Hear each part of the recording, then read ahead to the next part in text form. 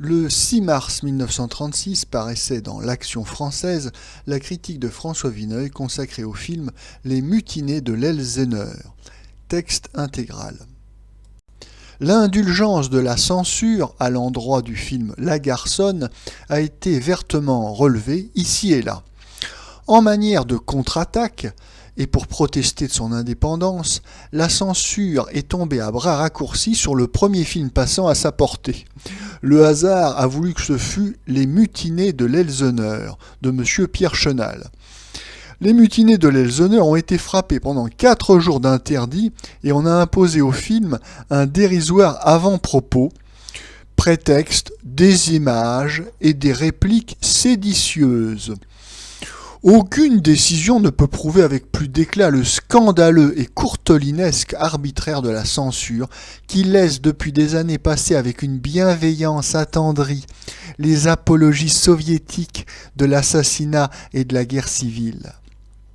Au lieu de brimer un jeune artiste qui a déjà très intelligemment servi notre cinéma avec La rue sans nom et surtout Le crime et le châtiment, ce sont des félicitations qu'il fallait lui voter pour son impartialité. Je ne connais ni M. Chenal ni ses sympathies politiques. Je sais qu'en adoptant le roman de Jack London, Une révolte de matelots, dont le principal mobile a été la brutalité d'un officier, il disposait, s'il avait voulu, de tous les symboles, soit bolchevistes, soit fascistes. Il s'y est refusé.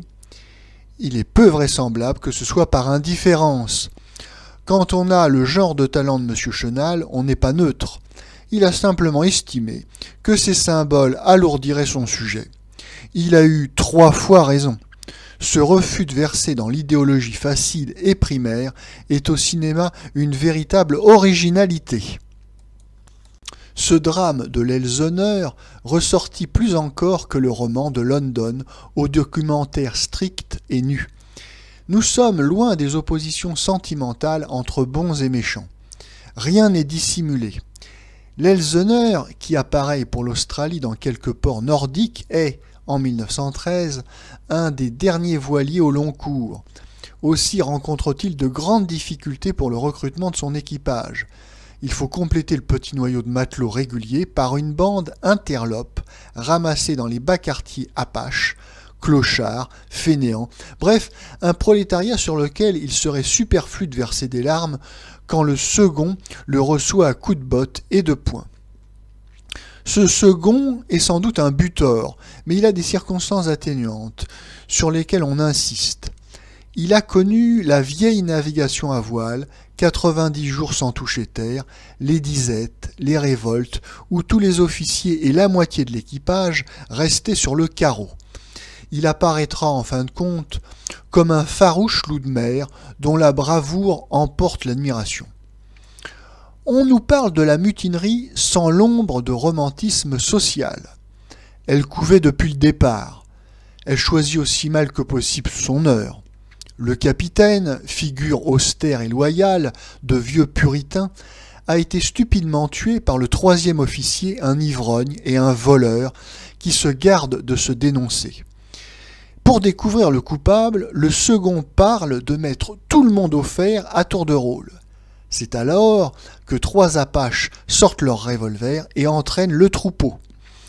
Le second, le steward chinois, un journaliste qui est du voyage et 3 ou 4 vieux marins parviennent à leur couper la route de la soute aux vivres.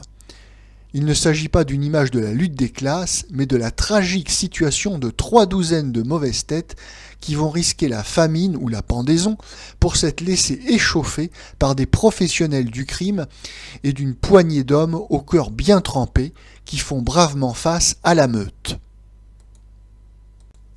Les meneurs tués, après 8 jours de terribles péripéties, le plus dessalé des rebelles, un escogriffe qui ne cesse de parler des droits et revendications du travailleur et du code maritime, comprend que la partie est perdue et que, d'ailleurs, elle ne menait à rien. Il négocie piteusement la soumission. Le bateau a besoin de bras. Les vrais coupables ont été châtiés. Il suffira au second et aux journalistes d'avoir été les plus forts. Ils se soucient peu de livrer les vaincus à la police et à la procédure. Ce n'est pas leur travail, l'Elseneur cingle vers le sud avec son équipage maté à jamais. Si ce récit prend parti, c'est en somme pour une sorte de justice immanente et sommaire, la loi dictée par le plus brave et qui se trouve excellente pour régir des hommes dont les circonstances ont refait des primitifs, redevenant solidaires après le sauvage combat. Est-ce cette leçon de roide énergie qui a scandalisé nos démocrates ? J'inclinerais volontiers à le croire. Les divagations de la censure nous ont entraînés loin de notre véritable objet, qui est la qualité artistique du spectacle. Je n'ai pas besoin d'ajouter, après l'étude du scénario, que M. Chenal a fait un film dur. C'est son tempérament qui le veut, qui le pousse à l'expression de la violence, de l'âpreté. Ces images sont presque constamment très belles, qu'il s'agisse de nous montrer le magnifique 4-mâts, toute voile gonflée, ou le carré des matelots. Ce carré pue véritablement la sueur, la gamelle, la promiscuité des mâles et plus tard le sang. M. Pierre Chenal est un de nos rares metteurs en scène qui, étudiant les Américains, ait pu assimiler leur concision jusque dans le réalisme le plus brut. On peut regretter le léger sacrifice qu'il a consenti à une figure de femme, en coquetterie amoureuse avec le journaliste, d'autant que ce rôle est assez gauchement tenu. Le départ est un peu lent et hésitant. Après les scènes poignantes de la mutinerie, conduite avec une si virile sobriété, le dénouement apparaît court, élusif. Ces reproches-là ne portent que sur des points de détail et, pour être équitable, il faudrait signaler en retour tous les poncifs maritimes que M. Chenal a su éviter, en particulier dans La Tempête. Mais le défaut essentiel des Mutins de l'Elseneur, c'est qu'il ne soit pas un vrai film de mer. M. Chenal a aimé sincèrement son beau bateau et l'océan qu'il portait, mais ni lui ni ses collaborateurs ne sentent véritablement en marin, comme cela est naturel à beaucoup d'artistes anglais ou américains.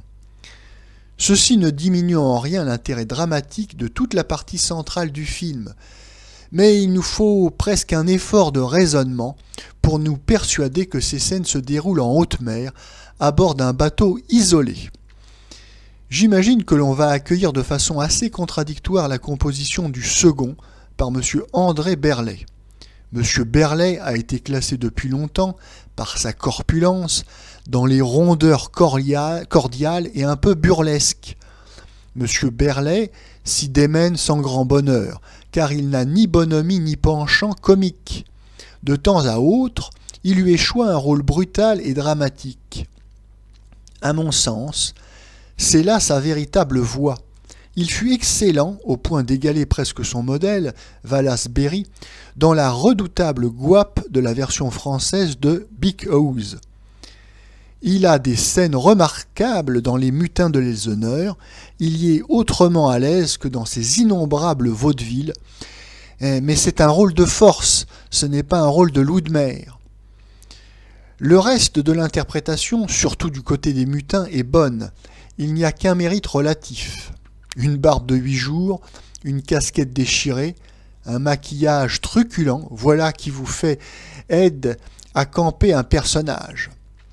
Monsieur Maurice Lagrenet, voyou un peu trop oblique, Monsieur Le Vigan, sont évidemment des comédiens qui savent leur métier, qui le savent presque trop bien, n'ont pas eu le temps d'apprendre les rudiments de celui de matelot et qui se souviennent quelquefois beaucoup trop du théâtre. Les dialogues de M. Marcel Aimé, devenu le fidèle collaborateur de M. Chenal, moins difficiles à écrire que ceux de Crime et Châtiment, sont vivants, pleins d'accent, et l'on n'y perçoit jamais d'indésirables mots d'auteur.